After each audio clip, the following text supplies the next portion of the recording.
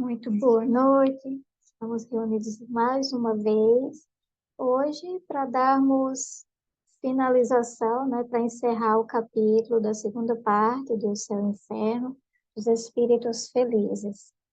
Hoje teremos as Camilas, as duas Camilas, Camila Freire, Camila Lima, e faremos também nossas considerações finais em torno desse capítulo que tanto aprendizado tem nos trazido.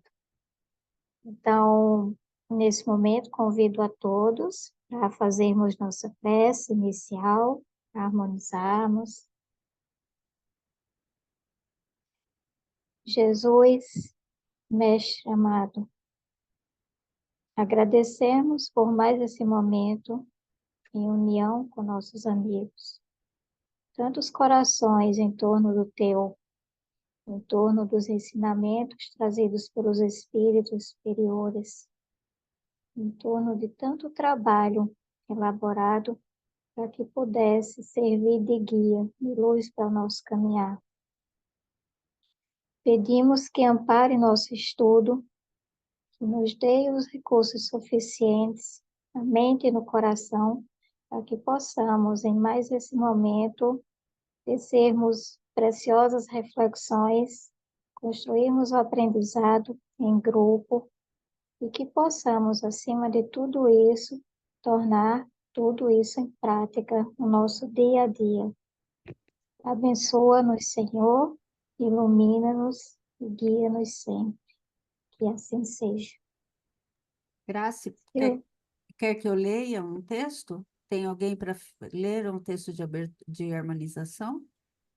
Silvia, a Priscila, ela se Ah, prontificou. perfeito, Muito então. obrigada.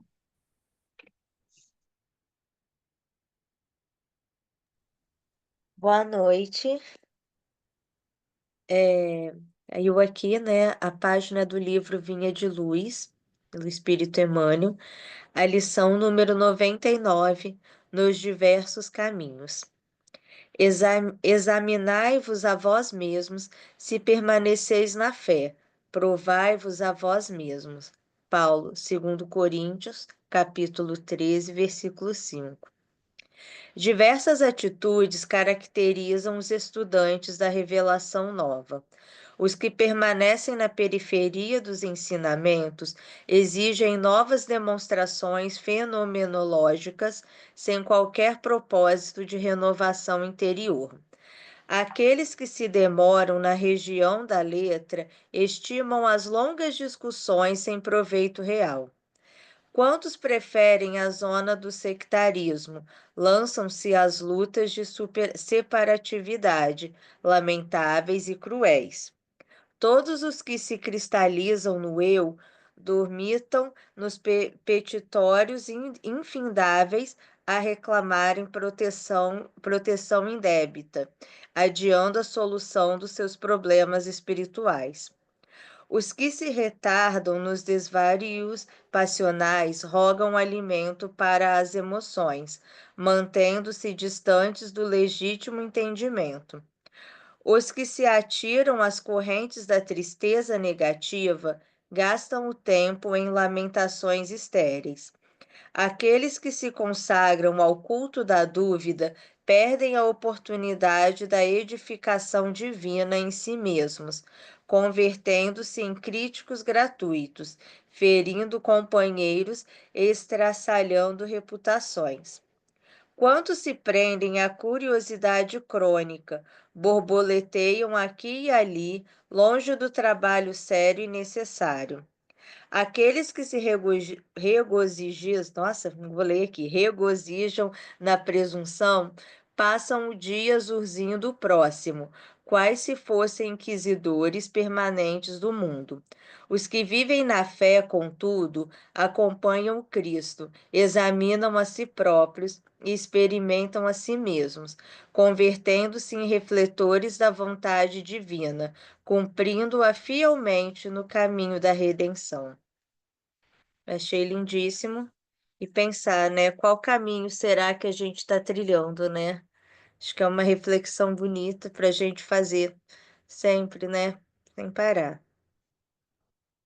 Graça. Linda mensagem, Pei. Depois, por gentileza, eu disponibilizo lá no grupo, tá? Os dados. Claro, vou mandar aqui agora. Bom, então, vamos dar prosseguimento. Hoje, nossos três últimos relatos, né? Com as Camilas. Então, teremos agora o Vitor Lebev, teremos em seguida a Anaïs Gordon e, por último, o Maurice Gordon, né? Gortron. Bom, nos chama a atenção, resumidamente, que Kardec pontuou os três últimos relatos de pessoas que desencarnaram muito jovens, né? Relativamente jovens ali. 20 anos, da Anaís não vi relato, né? Pontuado a idade, mais do Maurice, 18 anos. Então, chamou a atenção. Agora vamos ver os relatos com as meninas. Boa noite a todos. Hoje eu vim trazer dois casos. O primeiro vai ser do Vitor Lebi e o segundo da senhora Agnès Gourdon. O Vitor, ambos, né? Ambos eram muito jovens, assim como a Grace ela falou, muito jovens quando desencarnaram. E aparentemente, assim, ao meu ver, eles vieram apesar da semelhança, vieram com missões diferentes, né? Primeiro, né, o Victor Lebif, ele era muito jovem quando desencarnou, ele tinha apenas 20 anos. Ele era prático no porto de Havre, então a prático era a profissão dele, eu não sei se todos sabem o que é prático, né? A pessoa responsável pelas manobras para embarcações nos portos. Então, ele tinha uma profissão, né, que se a gente pensar nos portos, né, eu não sei como é hoje, mas antigamente os navios eram uma das principais meios, né, de você viajar a longas distâncias, e também nesses lugares tinham muitos estabelecimentos comerciais e cabarés. E era muito comum para essa profissão de prático, né, pessoas que trabalhavam, ou de outros, né, que trabalhavam lá nos portos, frequentar esses lugares, né, e se entregarem aos excessos e aos vícios. Ele morava com a mãe dele ele morava com a mãe dele era uma comerciante, eles eram pobres, humildes, né, e a mãe dele trabalhava muito, né, tanto no comércio quanto em casa para fazer os afazeres domésticos.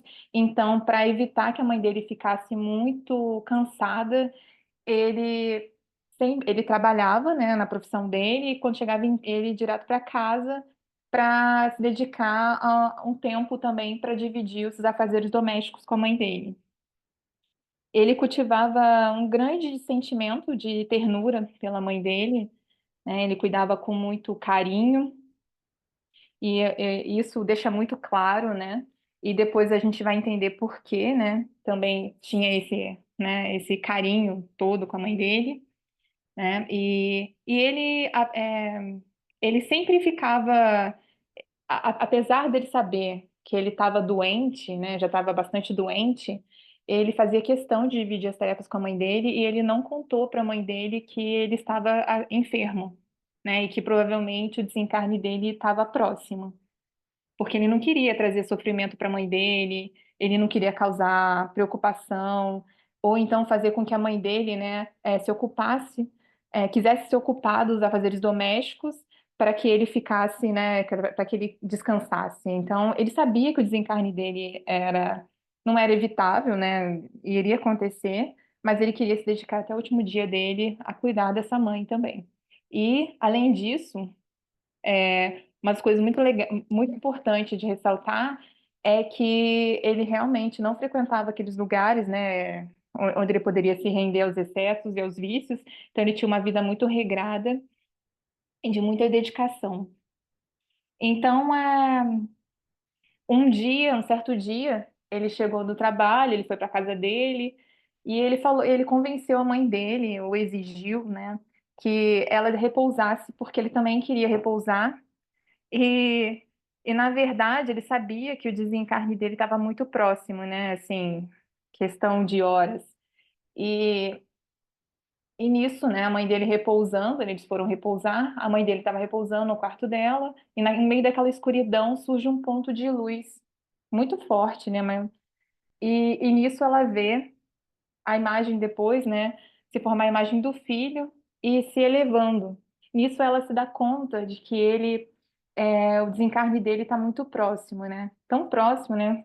Que ela percebe que no dia seguinte eu entendi que no dia seguinte ele já desencarnou, ele desencarnou no dia seguinte e ela teve que lidar com essa situação, né, de perder o filho, um companheiro mesmo, né, que cuidava bem dela. Aqui não relata, né, se eles eram de berço espírita ou qualquer outra religião ou qualquer outra coisa, né, no que eles acreditavam. O que me parece que eram pessoas muito boas, né, com uma bondade muito grande. Nisso, uma família espírita que conheceu a história, né, e soube da bela conduta do Vitor, né, e também sentindo, né, vendo a dor dessa mãe pela perda, eles tiveram a ideia de evocar o espírito do Vitor para mandar uma mensagem para a mãe dele, né, para acalentar o coração dela. Aí, provavelmente eles queriam evocar numa data, só que espontaneamente ele ele apareceu para comunicar, né? Fazer uma comunicação para a mãe dele. E eu achei bem bonito, porque ele fala que está muito feliz e que ele não tem, né, o sofrimento, angústias, e ele só sente as bênçãos e a felicidade após o desencarne, né? Que ele fala que a gente não sabe, não compreende ainda o que que é a felicidade, que as questões aqui na Terra, né, as venturas da Terra estão muito longe do que ele está experimentando quando ele retornou ao Senhor.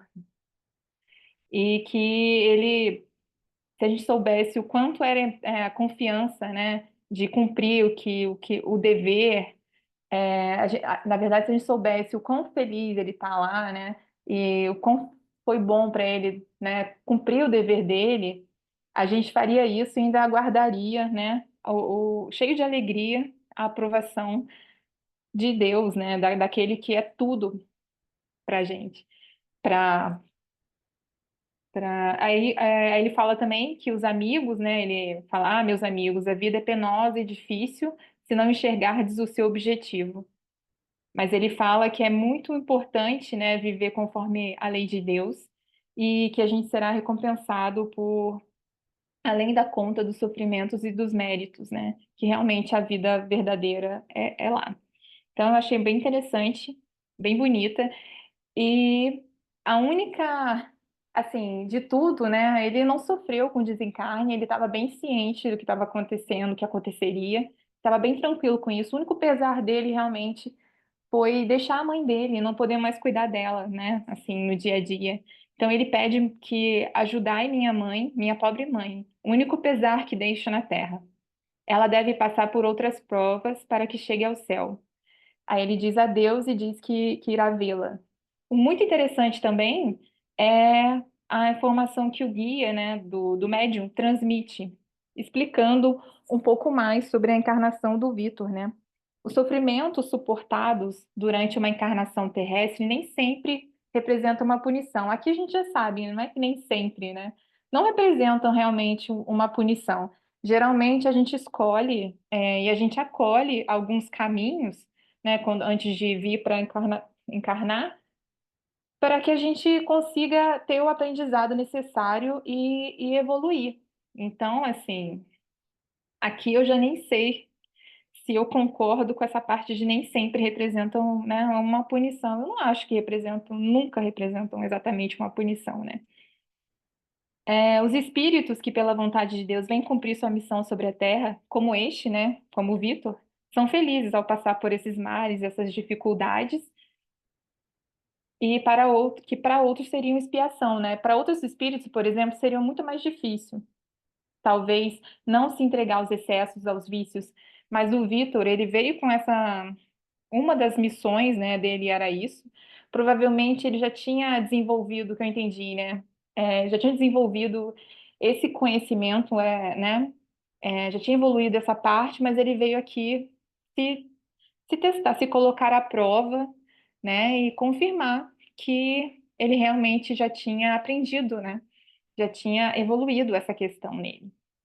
E a missão do Vitor, em sua última existência, ele não é uma missão de relevo, de, de ser conhecido, ajudar é igual de Kardec, sabe? De disseminar a doutrina espírita, né? Não era isso. Parece pequena quando a gente olha, mas é de muito mérito, porque não é fácil, né? Como a gente bem sabe, evitar cair nos vícios, nesses excessos que estão disponíveis aí para gente, né, a todo momento, né? Para ele também naquela época não era fácil. Então, por mais simples que fosse, né, teve muito mérito no que ele fez. E não só isso, né, porque ele não se entregou ao orgulho, ele não alimentou isso, ele não foi estimulado pelo orgulho em momento algum.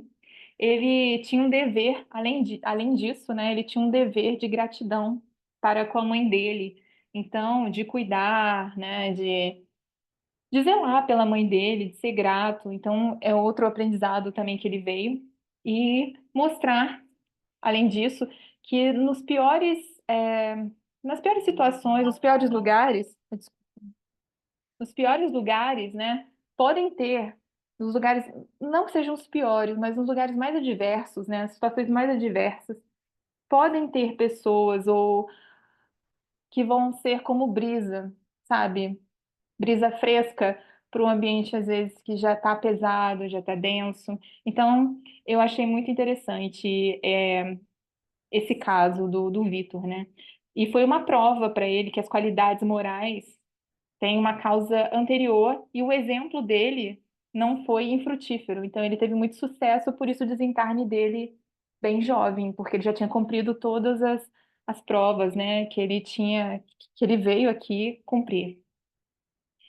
Então, agora eu vou falar sobre. Eu não sei, eu continuo falando sobre o outro caso, ou alguém quer fazer alguma colocação com relação a esse? Porque eu prefiro terminar a senhora Agnès Gourdon para poder correlacionar ela, o Vitor e outros dois casos que foram da semana passada.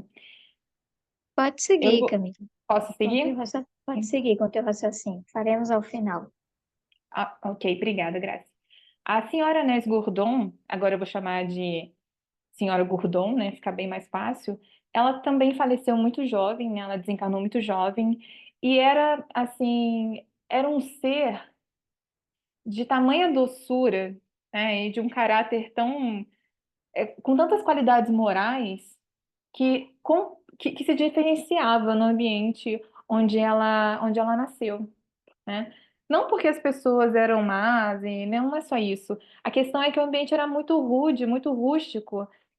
Imaginem, os pais dela eram trabalhadores de uma mina de carvão. Então, e em 1860, né, na cidade de Saint-Étienne, tinha minas de carvão, né, ali próximo, né? Então, imagina só a dificuldade que essas pessoas, né, que deviam trabalhar muito, não tinham oportunidade. Então, assim, não tinham acesso à educação. Então, imagina um ambiente rústico e rude, né, que a senhora Gourdon nasceu, né? Então, o interessante aqui é que ela morreu, né, em novembro de 1860, que não fala a idade, infelizmente. Eu também não encontrei outras informações sobre ela, além das que tem na revista Espírita. E ela pertencia, né, como eu falei, na família de operários, de uma mina de carvão, e, e era uma circunstância importante. Não a prova, mas ela tinha uma missão de nascer num ambiente mais rústico, mais hostil, para provar isso, né? Para que qualquer ambiente, é, mesmo que mais difícil que seja, né, a situação, a vida ali, podem nascer pessoas assim, é, podem florescer espíritos tão doces. né, que vão fazer muita diferença pelo exemplo, pela doçura do caráter, pelas qualidades morais. Então, é muito bonita essa mensagem que ela veio trazer como missão. E quando ela foi evocada, né, foi a pedido do pai dela e do marido dela, e, e ela falou que findou, né, ela desencarnou porque acabou as provas terrestres dela, terrenas dela, e que ela frequentemente estaria perto deles, né, amparando. E que ela estava muito feliz com o espírito, que ela sempre confiou, esperou e amou, e ela disse que não se sentia amedrontada, né, aterrorizada com o céu, e ela ressalta aqui a confiança e o amor que asas brancas me transportem, né? Ela fala, ela se remete a asas brancas, os anjos, né? Porque aqui também não diz que ela era espírita. Que eu saiba, ela não era espírita, não tem essa informação, mas provavelmente ela imaginava espíritos puros, né, como se fossem anjos, né? Perguntaram para ela isso, né, que eram asas brancas, ela disse que é um espírito puro, né, que ela espera se tornar um espírito puro e resplandecer como os mensageiros celestes que ela estava deslumbrando, que ela estava vendo lá. E perguntaram também se ela tinha alguma mensagem, né, para dar para a família dela, né, de forma a tranquilizar.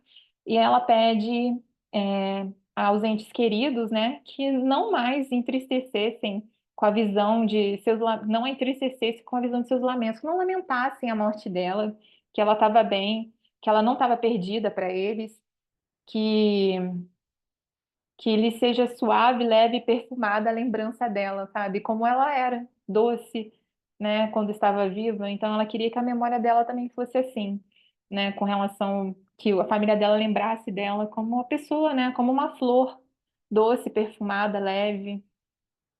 E que ela falou que de minha rápida passagem nada de triste deve subsistir. Então ela não queria tristeza, né, nem lamentação com a partida dela. E aí perguntaram porque como ela falava tão bem, né?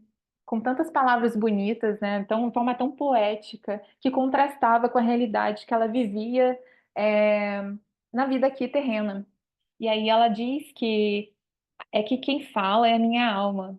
Sim, eu tinha conhecimentos adquiridos e muitas vezes Deus permite que espíritos delicados encarnem entre os homens mais rudes para fazer com que estes possam pressentir as delicadezas que um dia alcançarão e que mais tarde compreenderão. Eu achei essa parte tão bonita, eu fiquei até emocionada, porque realmente é uma.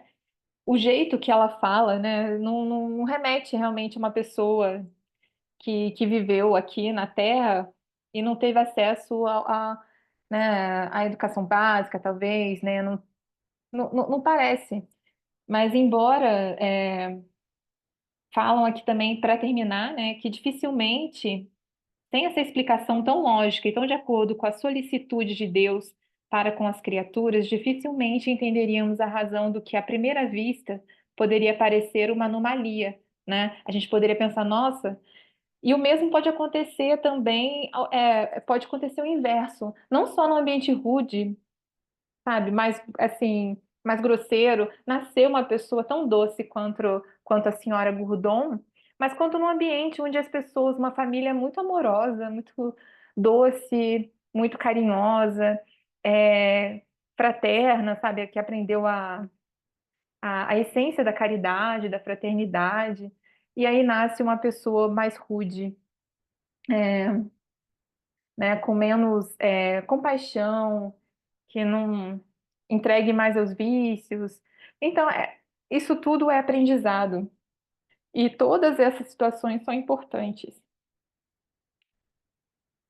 E aí fala também que realmente que há de mais gracioso e poético que a linguagem do espírito dessa jovem, que é educada entre os mais duros labores. Dá-se o contrário no mais das vezes. Espíritos inferiores encarnados entre os homens mais adiantados. Então, o inverso também acontece, como eu já havia dito, né? E é muito interessante, né? Que outra filosofia pode resolver tais problemas. Eu achei muito interessante os dois casos, porque agora eu vou compará-los, né? Ambos eram muito jovens. Não, não há informações aqui, sobre a crença deles, né? Mas eu imagino por serem pessoas tão boas, tão doces, com fé e acreditar no bem, elas tiveram um desencarne mais suave e não demoraram para entender, né, o desencarne. Elas provavelmente já, o Vitor tem certeza, né, que pelo texto, que o Vitor Lebeuf, ele já tinha conhecimento, né, que já estava muito doente e que o desencarne dele estava próximo. Então ele estava preparado para isso. Por isso eles não demoraram para ser evocados, né? Eles não demoraram nessa etapa do desencarne. Eles estavam bem cientes e entendiam e aceitavam com gratidão a experiência que eles tiveram aqui, né? E eu achei muito parecido a questão também, eu lembro agora, né, de outros dois espíritos também que foram mais, que sabiam, ou que não entenderam o desencarne muito fácil, né? Teve a senhorita Emma, da semana passada. Infelizmente, ela não teve um desencarne tão suave, né, quanto o Vitor e a senhora Gourdon, porque a morte dela foi um pouquinho, foi mais traumática em consequência de, eu acho que, se eu não me engano, um acidente com fogo, né? E ela sofreu após sofrimentos assim terríveis. Eu não, Sim, foi fogo mesmo. ela morreu muito jovem também. Ela não era espírita, se eu não me... ela era católica. E acho que foi a Priscila, né, que apresentou a senhorita Emma, né? Então ela era católica, mas ela tinha muita fé. E ela morreu, assim, já vivendo a verdadeira vida. Ela entende que ela foi auxiliada, né, por espíritos guardiões que foram cuidando dela nessa etapa de desencarne. Então, assim, a fé dela, o bem que morava nela, né, o que ela acreditava, que era um espírito muito evoluído, então independe de crença, né? A gente já sabe disso. Ela entendeu muito rapidamente o desencarne dela, né? E o Antoine Cousteau também, só que ele era espírita, né? Eu acho que, pelo que eu entendi, ele morreu um pouco mais velho, não foi tão jovem quanto esses, né? Mas ele também teve uma comunicação imediata, tão imediata, né? Que durante o seu próprio sepultamento foi a primeira, ele mandou a primeira mensagem, né? E depois, já após 3 dias também, acho que depois do seu desencarne, 3 ou 4 dias, ele mandou outra, né? Ele foi evocado e mandou outra mensagem. Mas o que é importante aqui que são pessoas que têm provavelmente, né, tiveram, né, uma fé profunda, uma bondade imensa, eram pessoas caridosas, com pensamentos, tanto em pensamentos, ações e palavras. Eu lembrei, isso eu gravei do Antoine Cousteau. Ele era operário, né? Ele calçador, né? Fazia calçadas, não era? Acho que é construção de calçada, alguma coisa do tipo. E ele era, ele mesmo não tendo dinheiro, né, para fazer, eu não posso ser caridoso porque eu não tenho dinheiro, né? Mas não é isso, né? Em atitude, em pensamento, em desejar o bem para o próximo, né? Agir de forma que, que seja, né, de mais caridosa. Então, assim, eu achei que esses casos me chamaram muita atenção por serem, por terem acontecido assim num desencarne, eles entenderam muito rapidamente, né? Tem outras também, mas eu estou mais longe, né, de lembrar, e esses foram os últimos que eu lembrei. É isso. Desculpa se eu falei muito rápido, gente, porque eu falo muito. Eu pego no tranco, aí eu só saio falando. Não, falou palavras lindas, corpo de ideias bem articulado, nos fez viajar, meditar junto. Muito bom, Camila. E Obrigada. agora, e agora vamos para a próxima, Camila. Vamos. Hoje é dobradinha. Tá me ouvindo bem? Sim, muito bem. Então, o meu caso é do Olha, eu não sei falar francês, tá, gente? Maurice Gontin, é assim que fala? Eu vou abrasileirar, hein? Mais Pelo menos, brasileiro, hein? pelo, me- Fica meio pelo menos, assim. pelo menos do sobrenome, né? É, Então, o dá uma Maurice, complicada. ele também era muito jovem, né? Então, como o Grace falou no início, né, semelhança aí com os outros casos, ele era muito jovem, era filho único. Ele faleceu com 18 anos, né? Então, bem jovem mesmo, de uma doença pulmonar, né? Algo no pulmão. E aí, ele era muito inteligente, estudioso, ele tinha um caráter bom, tranquilo, afetuoso, ele era simpático, né? Segundo a descrição que Kardec traz. E ele terminou os estudos muito cedo, ele era bem precoce, né? Kardec fala que ele era precoce nos estudos. Então, bem cedo ele termina os estudos e se matricula na escola politécnica, que eu não sei ao certo como seria isso, né? Talvez fosse o nosso ensino médio, que ele acabou e foi para o ensino superior, ou para um curso técnico, talvez seja isso, né? Eu não tenho certeza, mas eu entendi assim. E aí, os pais dele, quando ele desencarna, né? Ele tinha acabado de entrar na escola politécnica e tal, tava, na flor da idade, como a gente fala, né? E aí, então, quando ele desencarna, os pais dele ficam muito desolados, né? Inclusive, eles ficam se culpando pela morte dele, que talvez ele tivesse estudado demais, se não tivessem cobrado tanto deles nos estudos, se isso teria afetado a saúde dele, que não tinha valido a pena ele estudar, né? Toda aquela questão que a gente sempre fala quando morre alguém jovem, né? Ai, tá, tinha a vida toda pela frente e tal. E aí eles ficaram, ai, por que que ele estudou tanto? Não valeu de nada e tal. Então eles ficaram bem maus, né? Também porque filho único, né? Então, imagina a dor de perder um filho único aos 18 anos. Não deve ser nada fácil mesmo. Então, Kardec fala que se eles tivessem conhecido o Espiritismo nessa época, a dor também não teria sido tanto, eles teriam se sentido mais consolados, né, pela doutrina. Mas eles conheceram só depois. Mas mesmo assim, Kardec diz que foi um grande consolo para eles conhecer a doutrina, mesmo que tenha sido depois. E aí a comunicação do Maurice, ela aconteceu alguns meses após o desencarne dele. Ele se comunicou com um amigo dos pais. E aí ele fala mesmo pro amigo dele, né? Ó, fala isso, isso e isso pra eles, né? Fala que eu tô bem, fala que a vida não acabou, que eu continuo vivo, que eu tô até melhor do que antes, que eu não sinto mais dores, não tenho mais a doença, né? Então isso é uma coisa que eu também venho percebendo nas comunicações desse capítulo, que os espíritos sempre frisam isso, né? Estou livre das dores, não sinto mais dores, era pior quando eu estava doente, né? E ele fala muito isso. Então, na página 276, ele dá o relato, né, do desencarne, como que foi esse desencarne dele. Ele diz que não sofreu, né? Ele diz que sofreu mais com a doença do que com a morte, né? Do que com o desencarne em si. Então, ele diz que foi como um sonho, né? Ele diz que estava sonhando, que estava no plano espiritual com um avô, acho que era o avô, né? E aí, e um monte de gente, né? Várias pessoas felizes ao redor dele, sorrindo para ele, que ele não lembrava, mas que ele sentia que conhecia.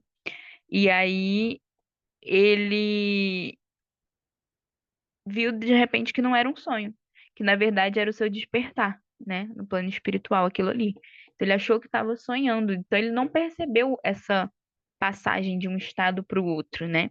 Quando ele viu, ele já estava lá e achou que estava sonhando, mas não era um sonho, né? Então, foi uma passagem, né, bem tranquila. E não houve perturbação, né? E parece que ele se adaptou bem, né? Que meses depois ele já vem dessa comunicação. Então ele diz que o espírito dele já estava sentindo o desligamento, né? Naquele momento ali que já estava ocorrendo o desligamento do espírito, ele já sentia que estava deixando o corpo físico e o espírito dele ficava feliz com essa libertação, né? Então, é isso, né? Quando a pessoa está sofrendo muito, né, no corpo físico por causa de doenças, é, a perspectiva de se libertar daquele sofrimento deve ser muito bom mesmo, né? Deve ser um consolo para aquele espírito que está se desencarnando. E ele fala isso, ele frisa bastante essa questão. E aí, perguntam para ele se o excesso de estudos, né? Esse amigo que estava falando com ele na comunicação, pergunta se esse excesso de estudo causou essa doença, porque era uma preocupação dos pais dele, né? E ele era amigo dos pais, né? Esse amigo ele era amigo dos pais, então ele devia saber o que os pais estavam se culpando por causa disso. Então ele pergunta isso, se os estudos causaram a doença. E aí o Maurício diz que não foi por causa do estudo, que pelo contrário, o estudo foi muito útil para ele, fortaleceu a alma dele, né? E que aquele estudo não foi perdido, né? Porque os pais falaram isso, né? Ai, por que que ele estudou tanto? Não valeu a pena estudar tanto e morrer tão jovem. Mas ele falou que esse conhecimento não seria perdido, né?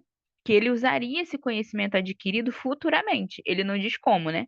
Mas diz que usaria esse conhecimento futuramente. Então, assim, nada do que a gente aprende aqui se perde, né? Então, isso é uma questão bem importante. E ele diz que o tempo que ele viveu na Terra já era determinado. Então, assim, ele tinha que desencarnar naquela idade. Nada do que fosse feito para preservar a vida dele, para aumentar a vida dele, não ia funcionar. Aquilo ali já estava para acontecer, já tinha que acontecer. Então, não foi por causa de estudo, não foi por causa de nada, já ia acontecer de qualquer forma, né? Então, ele fala diretamente para esse amigo falar isso para os pais, né? Para tranquilizar os pais. Aí tem um momento que ele se dirige diretamente aos pais, né? E aí ele fala que está sempre com eles, né? Até mais agora do que antes. Então, para eles se consolarem, porque ele não estava morto, que ele estava vivo, né? E ele até fala assim, mais vivo do que vocês, né? Então ele relata o quanto ele está feliz para consolar os pais e fala de como que esse desespero, né? Que os pais ficaram bem desesperados. Ele fala que esse desespero é muito prejudicial. Tem uma parte que ele fala só desse desespero, né? E aí ele fala que o desespero é muito prejudicial, é, que se assemelha a, a um suicídio, né? E aí ele fala assim, na página 275: o desespero é uma revolta contra a vontade do Todo-Poderoso, sempre punido com o prolongamento da causa que o produziu. Até que finalmente haja uma resignação. O desespero é verdadeiro suicídio por consumir as forças do corpo. E aquele que abrevia seus dias com a ideia de escapar mais cedo da constrição da dor, prepara para si as mais cruéis decepções. É preciso, ao contrário, trabalhar para preservar as forças do corpo, a fim de suportar mais facilmente o peso das provações. Né? Então, você ficar ali se consumindo no desespero acaba com as suas forças físicas. E isso pode ser considerado um suicídio, né? Ele fala de punição, ele fala de castigo, mas isso eu acho que é o olhar dele, né? Que assim como os outros espíritos trazem o olhar dele quando vão descrever as coisas, né? Igual o caso anterior que a Camila trouxe, que ela fala de asas brancas e tal, que é a visão dela, né? Dos espíritos. Então eu acho que é mais a visão dele sobre nessa relação com a divindade do que realmente um castigo, que a gente sabe que Deus não castiga, né? Então, depois dessa fala sobre o desespero, ele fala também, até antes da fala do desespero, ele tinha ressaltado já também que o pai dele era um cético sobre a vida futura, né? Então, Deus permitiu essa aflição da morte dele, né, para os pais, para tirar o pai dele desse erro, que era o ceticismo, né, em relação à vida futura. Então, assim, ele mostra que a morte dele teve uma função, né? Teve um propósito, né? Ele não morreu naquela idade à toa, né? Então, é, parece que os pais realmente conheceram o espiritismo por causa, né? Depois da morte do filho. Então, também tem aí mais um propósito, né? Deles conhecerem o espiritismo e se afastarem desse ceticismo, né? Porque realmente tem muitas pessoas que se aproximam do espiritismo após a morte de um ente querido, né? Com a minha mãe foi assim. Ela passou a frequentar centro espírita depois que o pai dela faleceu. E eu fui junto, né? Então, eu também cheguei mais ou menos por esse caminho, né? Então, tudo tem um motivo, né? Às vezes o que a gente acha que é um mal, que é uma causa de desespero, leva a uma coisa boa depois, né? Então, É isso. Então a gente tem que ver, né, sempre esse propósito nas coisas da vida, que evitar o desespero, né, como ele fala, porque tudo tem um motivo, né? Nada acontece por acaso. E semelhança que eu queria destacar entre os casos é que essa visão, né, de mundo, né, que eu já falei, do que os espíritos têm sobre a vida espiritual. E o caso de esses espíritos felizes desse capítulo, de uma forma geral, né? São espíritos felizes que já estão em uma condição boa, né, após o desencarne, mas que eles não tinham missões extraordinárias, né? Como a Camila destacou no caso do Vitor, né? Que ele tinha uma missão ali singela, ali no lugar que ele vivia, né? De ser uma pessoa boa num lugar ruim. Simplesmente o exemplo que ele dava, de ser ele mesmo, entende? Então, assim, são missões simples, né? Como do próprio Maurice, que era um menino estudioso, era um menino, sabe, bom. Então, assim, o exemplo dele de ser estudioso, de ser um menino bom, é, pode ter influenciado outras pessoas. Às vezes a gente acha que a nossa vida, a gente não serve de exemplo para nada, né? Mas tem pessoas que se inspiram na gente sem a gente saber, né? Então, às vezes a gente acha que tem que fazer, nossa, uma missão extraordinária, não tenho propósito porque eu não faço nada, mas ali no seu dia a dia, só de você ser você mesmo, né? De você fazer coisas simples, você pode estar inspirando alguém, você pode estar servindo de exemplo, você pode estar, né, chegando a uma condição feliz, se você souber aproveitar também, né, as coisas que acontecem. Então, basicamente é isso, foi isso que eu consegui interpretar desse caso, que é bem curtinho, né? São só 3 páginas, mas ele traz bastante reflexão também. Se alguém quiser complementar, pode ficar à vontade. Muito bom, Camila, muito bom. Tuas reflexões realmente vão muito de encontro, né? A muito do que a gente vem conversando entre amigos, em grupos, privado também. É interessante que esses casos tocam muito experiências particulares nossas. Eu tenho certeza que em algum momento, ao longo de todo esse capítulo, mesmo sendo espíritos numa condição superior, provavelmente, muito provavelmente, bem melhor do que a nossa, ainda assim a gente consegue se identificar com um ou outro caso, ou pelo menos um ou outro ponto, né?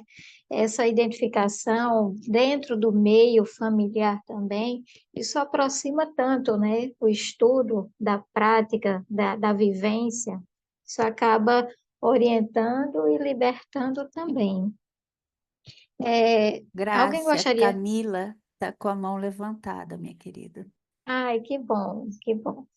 Eu estava Camila, obrigada, aguardando Silvia. você terminar, Grazi, porque eu estava gostando de ouvir o que você estava falando. É porque eu esqueci de falar uma coisa muito interessante, é um pontinho só, né? Que depois eu não está no livro, mas está na Revista Espírita, que essa senhora Gourdon, quando ela foi evocada, perguntaram dela, para ela, sobre um cunhado dela, né, que havia falecido antes, né, desencarnou antes dela, se ela havia visto ele, né, ou convivido com ele lá, né, no outro plano. Aí ela falou que o viu logo que ela chegou, só que depois não viu mais. Aí perguntaram para ela o que houve, né? Por que ela não via mais? Ela falou, eu não sei. Na verdade, ela sabia, né? Depois evocaram ele, né? Ele já havia sido evocado anos antes, assim que ele faleceu, né, que ele desencarnou. Só que ele foi evocado depois dessa resposta da senhora Gourdon, e aí ele falou que não a vejo mais, pois ela tá mais evoluída, né? Então ela já se elevou.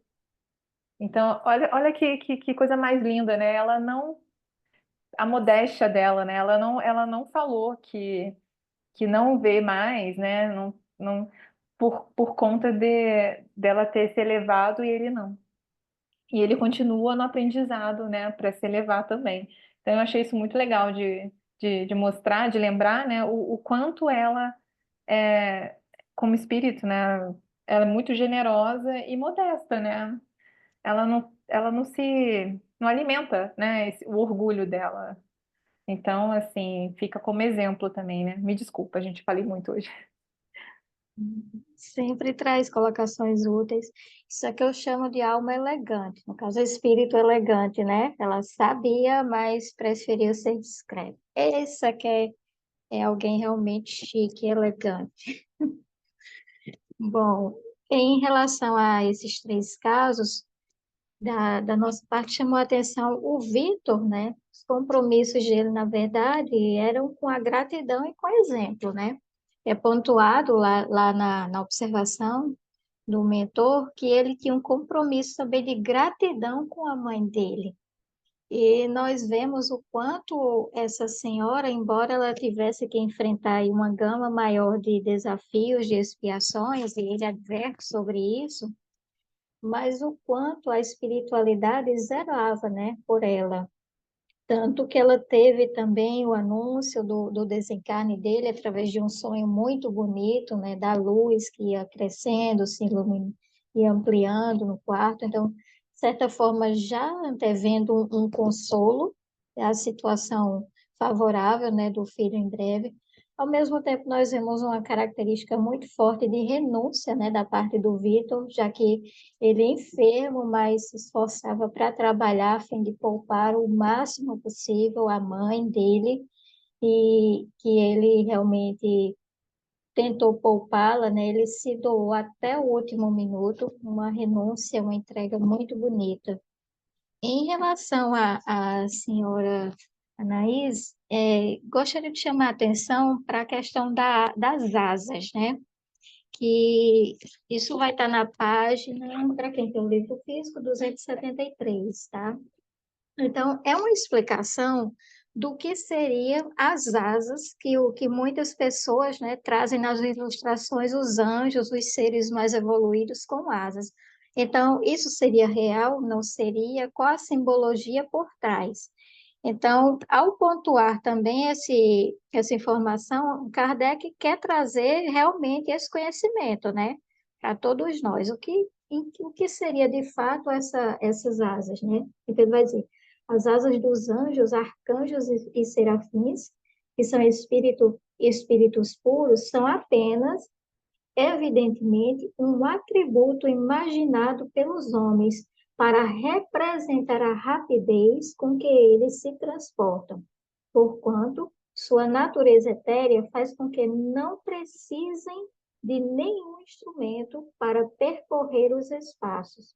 Eles podem, no entanto, aparecer aos homens com esse acessório, para corresponder ao seu pensamento, como outros espíritos tomam a aparência que tinham na Terra para que possam ser reconhecidos. Ou seja, as asas dos anjos existem na medida da nossa necessidade, né? Seria uma espécie de adequação, mas a ideia principal seria mesmo essa ideia de etéreo, né? De seres etéreos e rápidos, que se locomoviam na direção do vento, precisavam ser alados para vencer distâncias tão grandes em tão pouco tempo. Então, é uma explicação, né? Eu, da nossa parte, eu achei bem curiosa, né? Por que os anjos teriam asas? Então, Kardec traz essa explicação a partir do relato, né? Dessa senhora. E, por último, o senhor Maurice, eu creio que chama atenção em muitos pontos, óbvio, a questão da jovialidade, como os dos demais, mas para nós chamou realmente um ponto assim mais intenso foi a questão do conhecimento, né, da nossa bagagem espiritual, o conhecimento que nem sempre ele pode ser aplicado no agora, nessa experiência, mas que aquilo ali não se perde, né, vai ficar arquivado, fica sobre a forma de conhecimentos inatos, tanto que vemos aí crianças, né, muito jovenzinhas, em tenra idade, já demonstrando talentos que, obviamente, não teve tempo para aquele desenvolvimento. Aptidões incríveis para música, para as artes, para matemática, para linguagem. Então, está aí uma explicação, é bagagem realmente espiritual. Então, com esse relato também do Maurice, o Kardec, ele, de certa forma, pontua e esclarece também esse ponto. Alguém gostaria de contribuir, de trazer suas observações? É tão bonito, esses três últimos relatos, especialmente me tocaram. Mas alguém gostaria também, se sentiu assim?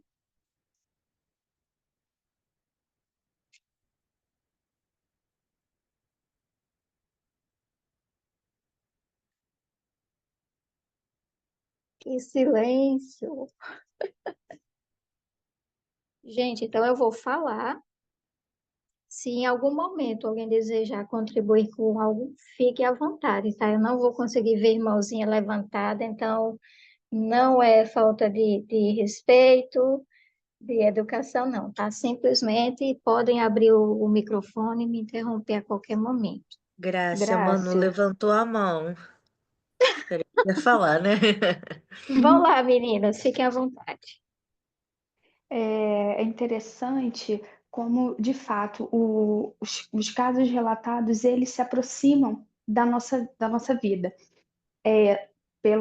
Devido a um acontecimento familiar na semana passada, eu não consegui apresentar a senhorita Emma, mas é engraçado algumas características, porque, por exemplo, eu tenho fogo. Eu sofri um acidente quando eu era criança e eu tenho pavor de fogo. E assim, a minha família é toda católica e muitas pessoas também já conversaram comigo, não só no centro espírita que eu atuo, né, nesse momento, mas também, até mesmo quando eu era mais nova, em outros locais que eu já frequentei, que o meu mentor, né, era bem católico, que caracterizavam isso. Então era muito interessante como eu me via naquela situação ali, também com medo, também com aquelas perspectivas e com os casos de hoje. Manu, Então, oi, deu uma cortadinha na sua fala na hora que você falou do mentor, eu não consegui entender. tá me ouvindo agora? Agora sim. Perfeito. Eu achei interessante porque muitas pessoas falavam que o meu mentor, ele tinha características assim de alguém da religião católica. Entendeu? Então, assim, é muito interessante como os casos se ligam. Hoje, por exemplo, tem essa questão do filho, né, de trabalhar, de ter se dado pela mãe. Então, gente, o quanto isso é valoroso. Também a questão da cobrança do menino, que não necessariamente era porque ele estudou o motivo do desencarne dele, mas sim porque ele precisava passar por essa fase para a construção e fortalecimento espiritual dele. Então, assim, foram três momentos assim de hoje magníficos que me tocaram demais mesmo. Muito obrigada.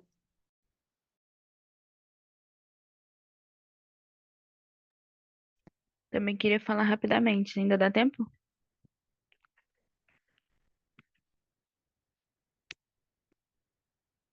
Estão me ouvindo?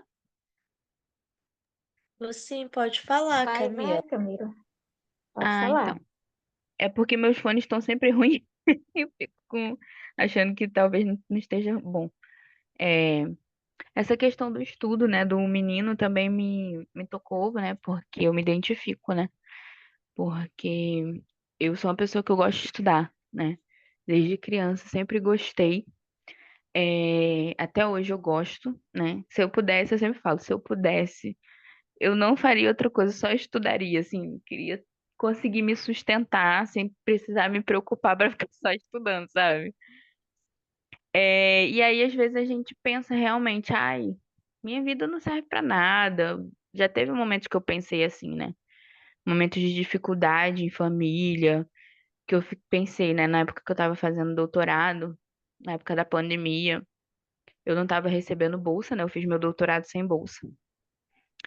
E meus pais ficaram desempregados, sem trabalhar na pandemia, e eu não consegui, eu também, meu trabalho parou, né? Eu dava aula e a escola não ficou parada.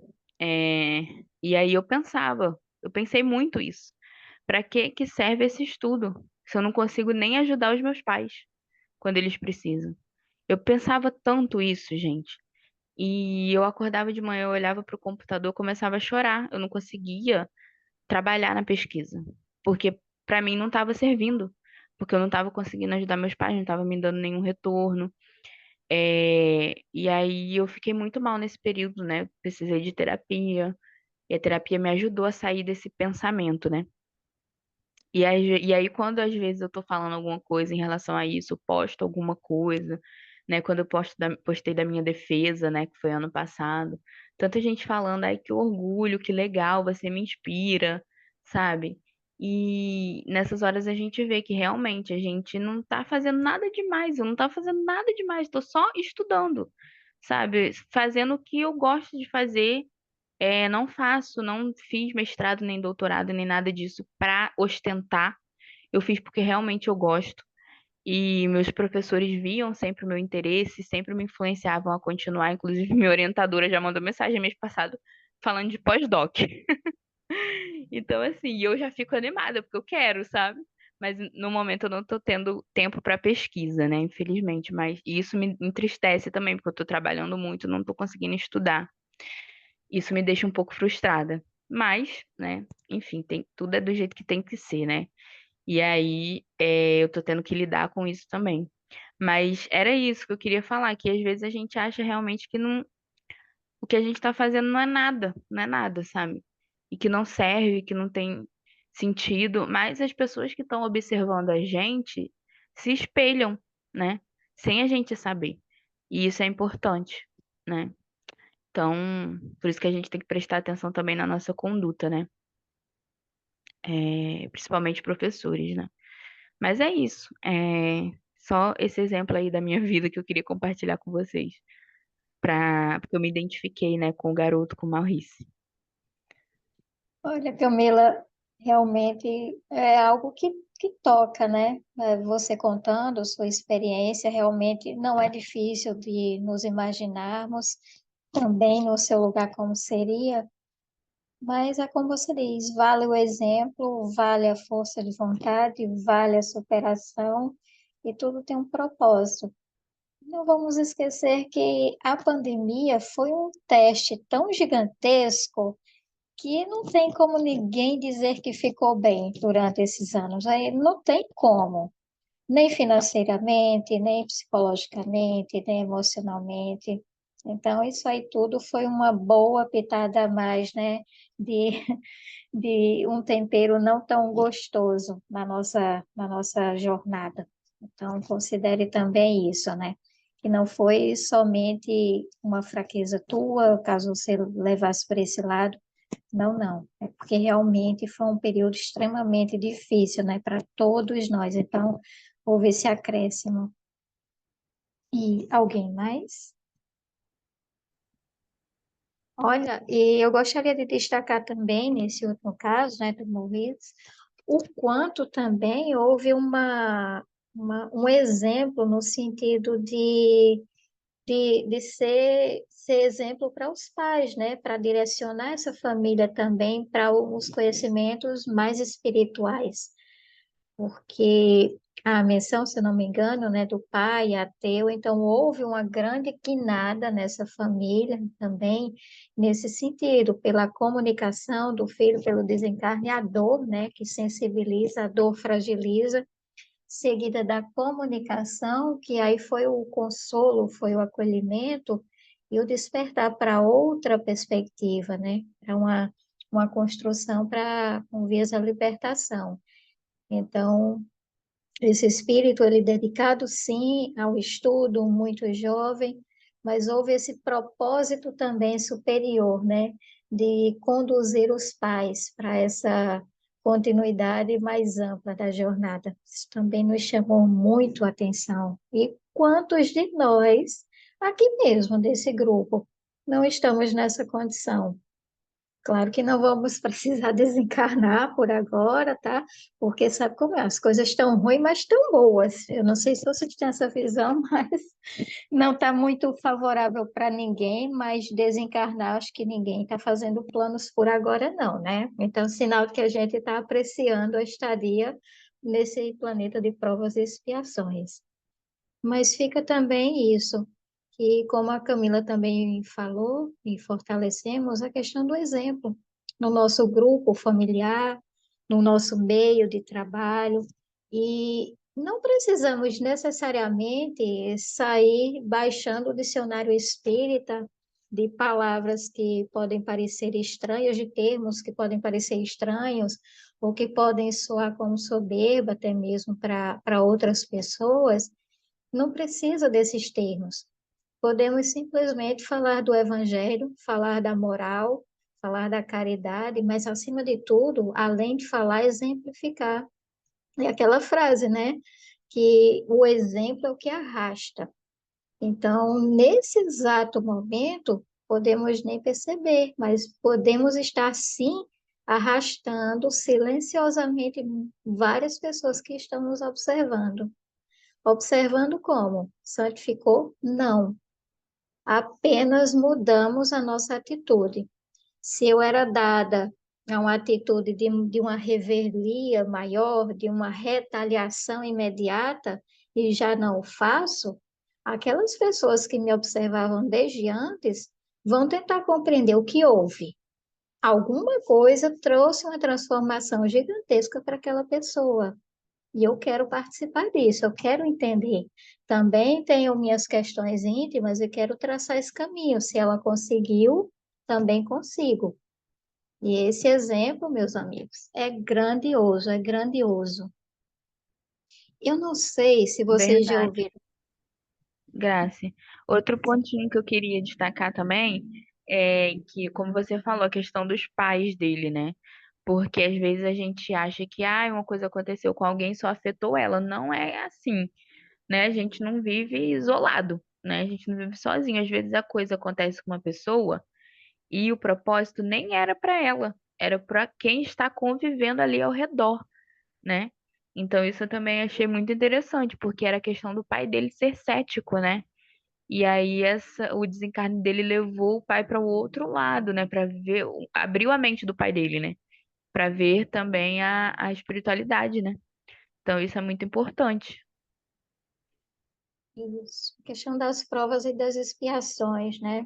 Por vezes precisamos sim drenar coisas que pesam na nossa consciência no passado, mas outras vezes é uma escolha para exemplificar, para vivenciar, para tirar a prova se aquele aprendizado realmente ficou consolidado, né? Então, abraçamos compromissos para provar, não para o outro, mas para nós mesmos. E o outro nos acompanhar ou lançar um olhar, né, mais observador e carinhoso em relação a gente, é consequência, é magnetismo, é simpatia, é sintonia, é tudo junto. E, gente, dado o horário, alguém gostaria de trazer mais alguma consideração? Fiquem à vontade, tá?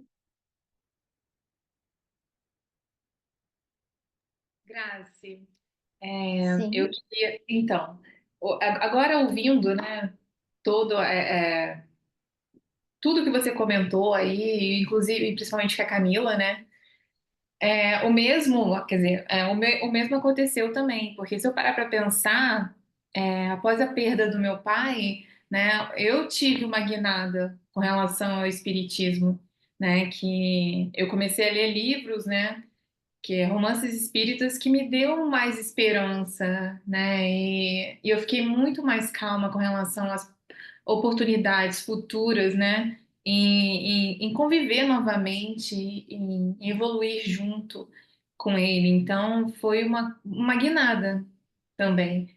Então, assim, foi, na verdade, né? Não foi em relação ao filho que levou, né? Ou os pais para isso, né? Para essa direção, mas no caso foi meu pai. Então, assim, toda coisa, toda situação que mesmo difícil e muito dolorida para a pessoa que está passando aquilo naquele momento, uma hora ou outra, se a gente olhar bem, observar bem, a gente consegue tirar muita coisa boa das situações difíceis, né? E nunca tinha pensado por esse modo, né? E hoje, assim, eu sempre fui grata por muitas coisas, né? E eu adiciono mais essa gratidão depois toda essa discussão e comentários, né, sobre os casos apresentados hoje, eu adiciono mais isso, né? uma gratidão enorme, porque me direcionou pro estudo, né, do espiritismo. Então, eu sou muito grata por isso, apesar de tudo, né? Apesar de toda a situação. Então, apesar da dor que foi na época, né? Então, assim, há muito aprendizado envolvido em todo o caminho. Então, eu acho que isso eu adiciono na minha lista de gratidão. Era só isso. Pri. Sabe, quando você trouxe os relatos lá no grupo, e ao ler esse caso, eu fiquei correlacionando. Então, confesso que não comentei, mas fiquei pensando, puxa, será que a Camila está percebendo que tudo o que aconteceu foi pesado, sim, foi muito dolorido e ainda é, tá? Nosso abraço, nosso acolhimento a ti, mas que houve esse serviço a mais de iluminação por parte, né, do pai dela, nesse desfecho todo, e por parte dela também, que abraçou, né? Afinal de contas, o livre-arbítrio nos possibilita inúmeros caminhos, e você acabou abraçando o mais bonito e o que realmente te trouxe mais serenidade. E é uma construção dolorida, demorada, é, vai doer mesmo, mas ao mesmo tempo, acreditamos que você, a cada dia que passa, sente o coração mais leve e a gratidão e a esperança vão tomando o lugar do que antes era ocupado pela dor, né? Pelo remorso. Sim, hoje é muito mais leve. Eu sou feliz, sabe? Eu não tenho. Eu não fico pensando nisso a todo momento, sabe? Eu sempre procuro alguma coisa boa para poder relacionar com isso, porque é muito fácil para o nosso cérebro lembrar de tudo que é ruim, sabe? Então, eu fico tentando buscar coisas boas para correlacionar, e hoje eu consegui mais uma. Então, assim, além de toda a riqueza, né, desses casos de todo aprendizado, eu adiciono essa também para minha bagagem, né? Então, que eu com certeza vou levar para outras vidas. Então, é um outro aprendizado. Então, eu sou muito grata pela oportunidade, tá, de ter apresentado hoje, né, esses dois casos, pela oportunidade de ter escutado, né, e aprendido com o caso que a Camila trouxe, né, do Maurice Gontran. E, e por eu ter parado aqui nesse grupo, entendeu? Que nada é por acaso, então eu sou muito grata. Muito obrigada a todos. Então, gratidão a você também por toda a colaboração, a todos vocês, na verdade, né? Afinal de contas, é um grupo pequeno, mas é um grupo tão afetuoso, né? Tão acolhedor e isso fortalece tanto, que só podemos ser imensamente gratos. E tem um pequeno exercício que eu costumo fazer e eu creio que se serve para mim, também possa servir para vocês. Então, eu vou deixar como sugestão. Nós vivenciamos aquilo que nós falamos e que pensamos. O nosso corpo responde a isso. A própria neurologia, né, traz vários estudos nesse sentido. E tudo aquilo que a gente verbaliza e pensa, principalmente que joga mais energia, todo o nosso corpo responde, os comandos cerebrais vão nesse sentido, né? Nos impulsionam nesse sentido. Então, quando eventualmente eu identifico alguma falha em alguém, eu faço o exercício de, se eu identifiquei um ponto negativo, automaticamente eu procuro dois positivos, para tentar não equilibrar, mas para tentar ver o lado melhor daquela pessoa. Afinal de contas, né, estamos todos mais ou menos no mesmo patamar. Mas é um exercício que, ao longo dos tempos, tem me sido muito útil. Tem realmente trazido muito mais paz, um olhar muito mais leve e bonito em relação às situações. Então, mas isso só vai valer para pessoas que são da intimidade ou que você conhece, mas tem pessoas que não praticam, são ruins. A gente sabe que não existem pessoas ruins em absoluto. Não aqui, não pode. Seria incompatível com o orbe. Então, sempre, por mais que seja difícil percebermos, existem sim pontos positivos em todas as pessoas. O nosso olhar que pode estar destreinado. Então, é um exercício de aprender a olhar com mais beleza para as qualidades do outro também. E assim identificar em nós. Fica essa sugestão. E, por último, eu gostaria de trazer aqui uma mensagem do Leon Denis e, em seguida, pedir que, por gentileza, a Silvia traga a mensagem que ela nos prometeu, acho que do seu pai, né, Silvia? Olha, a mensagem do Leon Denis diz assim, é curtinha, tá? É belo, é consolador e doce poder caminhar na vida com a fronte levantada para os céus, sabendo que mesmo nas tempestades, no seio das mais cruéis provas, no fundo dos cárceres, como à beira dos abismos, uma providência, uma lei divina paira sobre nós, rege os nossos atos e que de nossas lutas, de nossas torturas, de nossas lágrimas, faz sair a nossa própria glória e a nossa felicidade. É aí, nesses pensamentos, que está toda a força do homem de bem. É do Leon Denis. Depois eu disponibilizo no grupo. E é isso, amigos.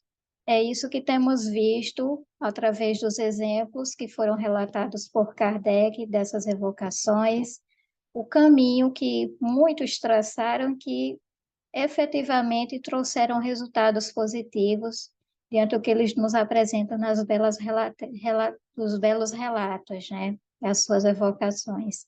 Tomemos como exemplos.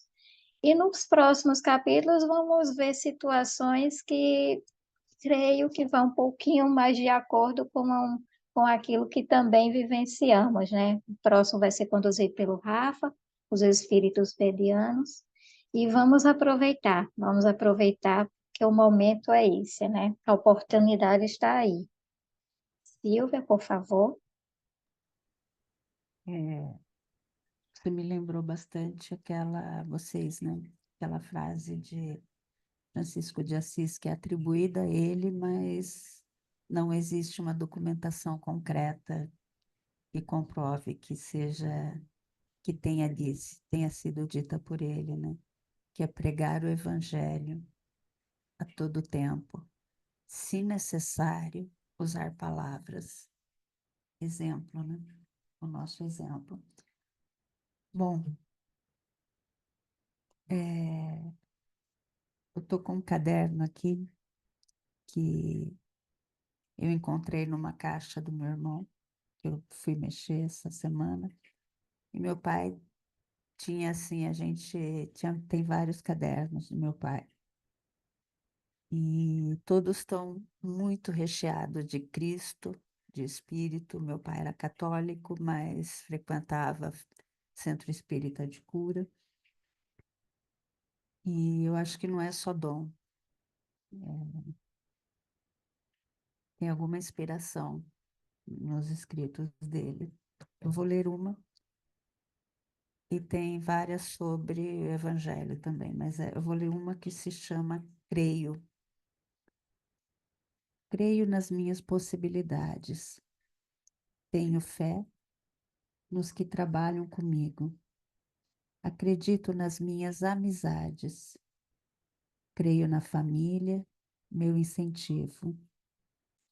Creio em Deus, que está presente, dando-me o que necessito para vencer, mas consciente, num esforço próprio e lícito.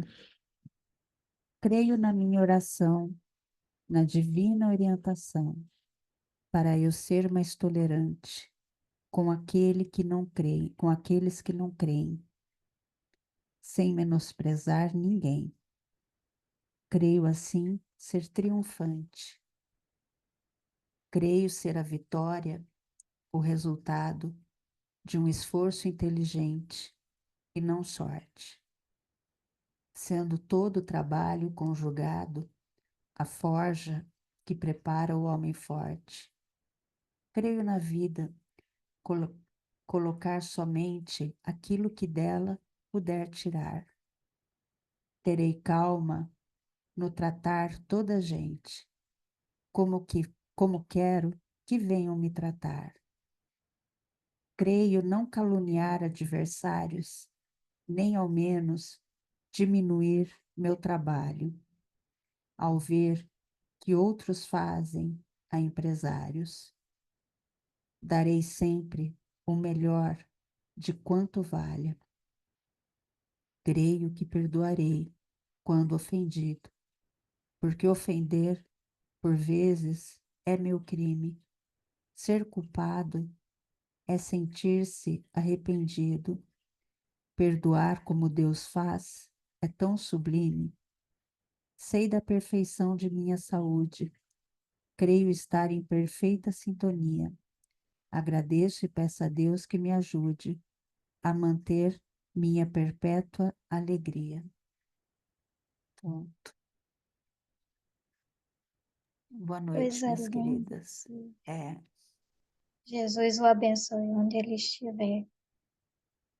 que assim Ele seja. trazia felicidade na alma, com certeza, e agora deve viver espiritualmente. Bom, e parafraseando, diria que para encerrar, creio em vocês, amigos, creio em mim, sobretudo creio em nós. Sigamos com Jesus. Uma boa noite e até a próxima quinta. Boa noite.